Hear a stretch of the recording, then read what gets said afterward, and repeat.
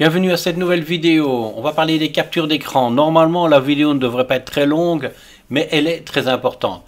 Parce que le fait de pouvoir maîtriser un minimum les captures d'écran vont vraiment faciliter la prise de notes. Exemple, il y a quelqu'un qui est en train de vous faire une démonstration de quelque chose. Eh bien, vous pouvez directement capturer l'écran de manière à le coller dans un endroit ou dans un autre. C'est quelque chose qui est très pratique quand on doit étudier.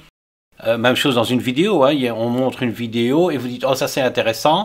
Eh bien, vous pouvez capturer la partie de la vidéo et le coller dans l'endroit adéquat. Comme d'habitude, mes vidéos ont 4 phases, la 1, la 2, la 3 et la 4.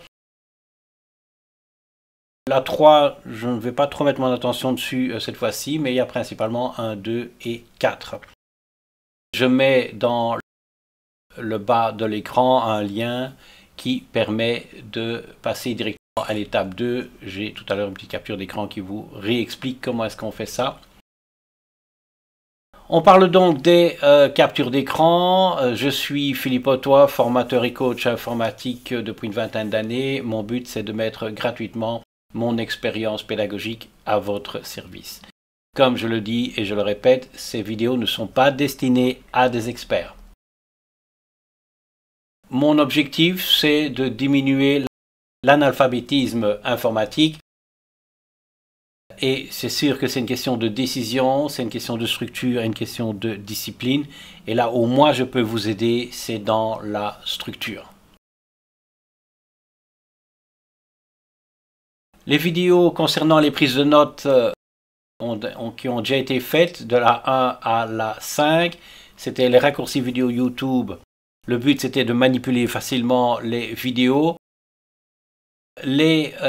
comment étudier grâce aux vidéos en ligne, prendre des notes avec Sticky Notes, parce que Sticky Notes permet, même si vous n'avez pas beaucoup de connaissances en Windows, de quand même prendre des notes. Et finalement, c'est un programme assez sympathique. Et après, j'ai expliqué comment faire du copier-coller dans Sticky Notes. L'avant-dernière vidéo, c'était maîtriser les fenêtres, parce que mettre une fenêtre à gauche, une fenêtre à droite, de manière à ce qu'on puisse, par exemple, sélectionner quelque chose dans une fenêtre et le coller dans le Sticky Note qui se trouve dans une autre fenêtre. Donc c'était des trucs par rapport à ça. Et on arrive à la dernière vidéo de cette série de prises de notes avec les captures d'écran. Je le rappelle, vous voulez trouver mes vidéos, vous allez sur YouTube, vous tapez PHH vidéo et là vous allez tomber sur mes vidéos. Je mets presque toujours un quiz en dessous de la vidéo. Faites les quiz, c'est une manière de vérifier si vous maîtrisez le sujet. Peut-être parfois avant même de regarder la vidéo, vous faites le quiz. Si vous avez des bons résultats, vous n'allez pas devoir regarder la vidéo. Par contre, si vous vous rendez compte que vous avez des lacunes, ça vaut la peine de regarder la vidéo. Et quitte à faire le quiz après. Maintenant, n'hésitez pas à faire le quiz après la vidéo aussi. Toujours dans le bas, on a la possibilité d'accéder à la liste de mes vidéos. Tout simplement, en cliquant sur le lien, vous aurez la liste de toutes les vidéos que j'ai déjà publiées. Un autre lien que vous trouvez en dessous de mes vidéos est un lien, si vous le collez directement dans la barre d'adresse, ça vous amène directement à l'étape 2. Ça évite de systématiquement écouter mon petit laïus du début qui est en général très similaire. On s'attaque aux captures d'écran. C'est donc la deuxième partie. Et c'est les captures d'écran en elles-mêmes. Imaginons que j'aimerais consulter des horaires de train sur Internet et une fois que j'ai trouvé ce qui me convient, le copier dans un email par exemple. Je vais ouvrir Chrome, j'ouvre Chrome. Je vais aller taper directement horaire des trains Bruxelles-Paris. Je fais Enter. Et vous voyez que directement ici, j'ai déjà une information qui peut m'intéresser. Ceci, je peux le coller dans un email. Et je vais utiliser en premier temps le print screen, mais après vous allez voir qu'il y a un outil qui est plus pratique que le print screen. Alors le print screen, sur votre clavier, en haut à droite, vous avez une touche, et sur cette touche il y a marqué PRT SC. Ici, vous pouvez la voir. Vous voyez ici, vous pouvez voir ce dont je vous parle. Le but de la formation ici n'est pas d'apprendre à ouvrir Word, de fermer Word. Je vais à ce moment-là coller la capture dans Word. Évidemment, je vais cliquer et comme je vous ai dit, c'est dans la mémoire. Le raccourci pour coller, vous l'avez vu dans la précédente vidéo, c'est CTRL-V. Et vous voyez qu'en fait, il a collé mon écran. En fait, ici, vous voyez 3 écrans parce qu'en fait, j'ai 3 écrans. Il a pris une copie de tous les écrans qui sont allumés sur mon ordinateur. Si vous n'avez qu'un écran, ben, vous ne verrez qu'un seul écran. Mais vous voyez qu'il voit, on a tout.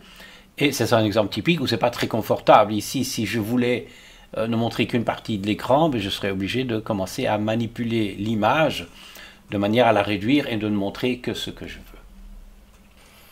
Passons au raccourci suivant qui est nettement plus intéressant. Et bien sûr, c'est un raccourci qui est disponible sur Windows 10 sans aucun problème. Sur les autres versions de Windows, ça dépend. Ce n'est pas sûr à 100% que vous l'ayez, mais sur Windows 10, normalement, ça ne devrait pas poser de problème. Revenons à la situation. Nous voulons absolument copier ces horaires dans un email. On a vu que le print screen, ben, quelque part, on y arrivait, mais ça demandait pas mal de manipulation. On va employer ces raccourcis qui s'appellent Windows majuscule S. Ce raccourci Windows majuscule S, on garde Windows et majuscule enfoncé et on enfonce une fois le S. Donc, comme j'insiste, c'est important que le Shift et que le Windows restent enfoncés. Je reviens à mon horaire de train. Je garde Windows et majuscule enfoncé et j'enfonce une fois S. Je ne garde pas le S enfoncé. Et vous allez remarquer que si ça fonctionne, votre écran va devenir légèrement grisé. En fait, vous pouvez à ce moment-là sélectionner ce que vous voulez dans l'écran. Vous voyez qu'ici, j'ai une espèce de croix. Je vais sélectionner en général de la partie supérieure gauche de ma sélection jusqu'à la partie inférieure droite de ce que je veux sélectionner. Je me positionne donc ici. Je garde le bouton de gauche enfoncé. Je sélectionne tout et quand j'ai tout sélectionné, je lâche. Et de nouveau, il ne se passe rien parce que ceci est enregistré dans la mémoire. Je vais donc ouvrir mon email. Vous voyez qu'ici j'ai ouvert mon email. Je me positionne dans mon email à l'endroit où je veux coller ma capture d'écran et je fais le fameux raccourci CTRL-V. Et là vous voyez, je n'ai collé dans mon email que la partie que j'ai sélectionnée précédemment. Donc ça, le Windows majuscule S est vraiment extraordinaire. Prenons un exemple sur une vidéo. J'ai pris une vidéo au hasard d'un type qui est absolument génial, qui donne des vidéos vraiment extraordinaires, c'est simple et clair. Et admettons que, vous voyez qu'ici, il a la très bonne idée de mettre des espèces de petites tables de matière qui permettent aux gens de, quelque part, sauter des sections en cas où ils veulent en trouver une particulière. Et admettons que je veux copier ceci. Je vais faire le fameux Windows majuscule S, Windows majuscule S. Je vais juste sélectionner, je suis bien sur une vidéo là, hein, je suis en train de sélectionner une partie d'une vidéo. Voilà, il ne s'est rien passé, je vais fermer ma vidéo. J'ai réouvert mon document Word et maintenant je vais coller ma capture d'écran dans le document Word. Passons au truc suivant, un petit peu moins utile mais quand même qui a son intérêt. C'est le Snip and Sketch. De nouveau, le Snip and Sketch est un programme qui fait partie de Windows 10 et qui remplace un petit peu un ancien programme qui s'appelait le Snipping Tool, l'outil capture pour ceux qui connaissent. Mais il a quand même un nouveau look et il est quand même intéressant et il est lié au Windows majuscule S. En fait, il y a un lien avec le Windows majuscule S. Pour voir si vous avez le Snip and Sketch, parce que ça aussi c'est une question de mise à jour, vous cliquez sur le bouton démarrer en bas à gauche de l'écran.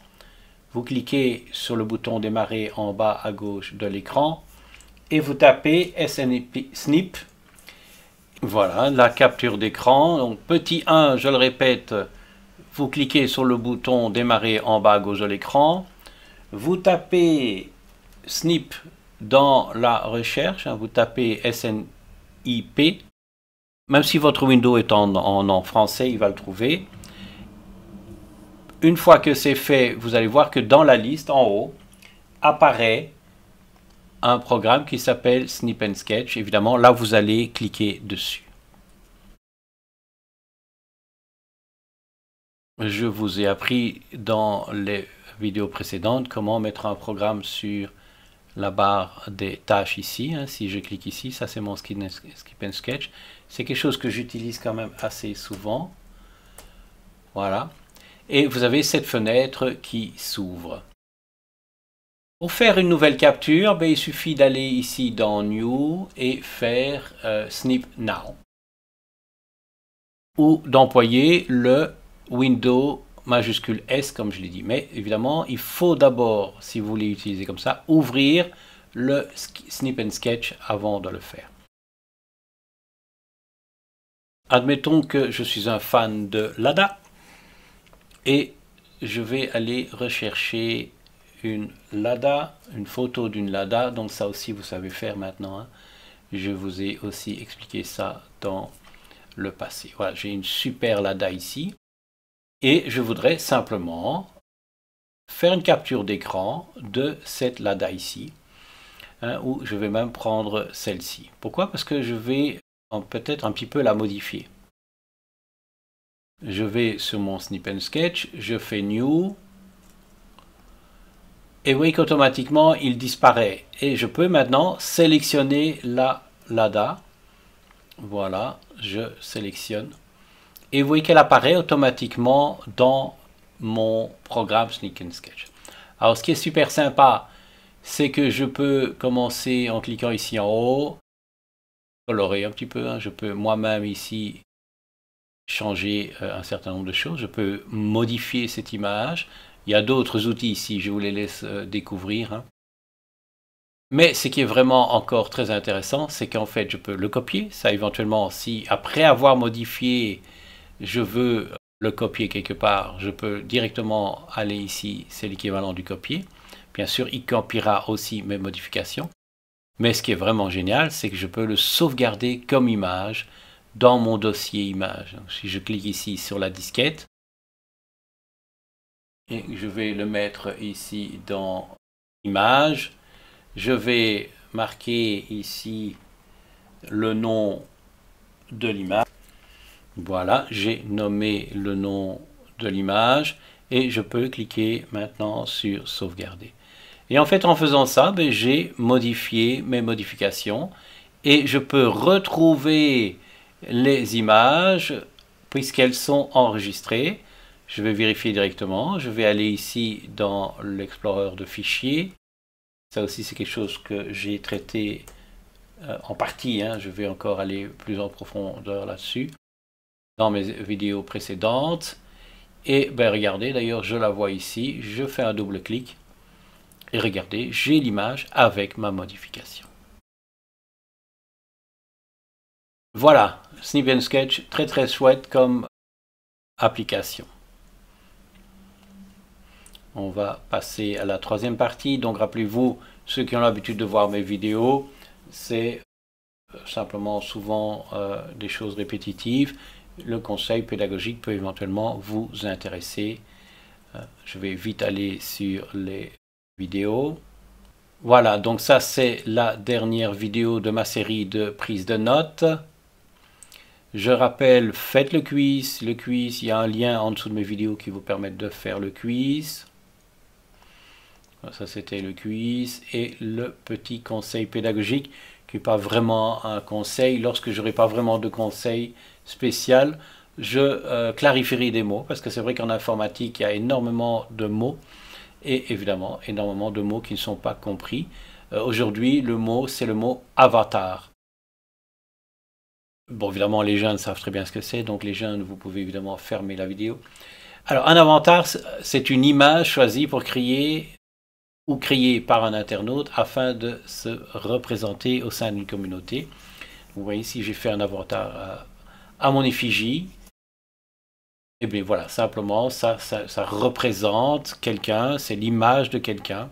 Et c'est utilisé dans les jeux vidéo, c'est utilisé dans ce qu'on appelle les forums discussion, et c'est utilisé également dans les messageries instantanées, style Facebook et WhatsApp. Voilà, à bientôt et merci de votre attention.